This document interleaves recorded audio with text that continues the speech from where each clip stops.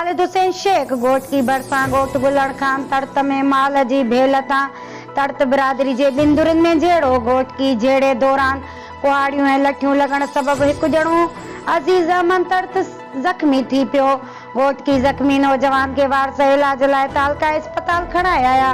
घोटकी ज़ख़्मी जे वारसनि जो चवण हो त मुरीद तर्त अल वसायो शाह ने ॿिए संदसि नौजवान खे ज़ख़्मी कयो आहे।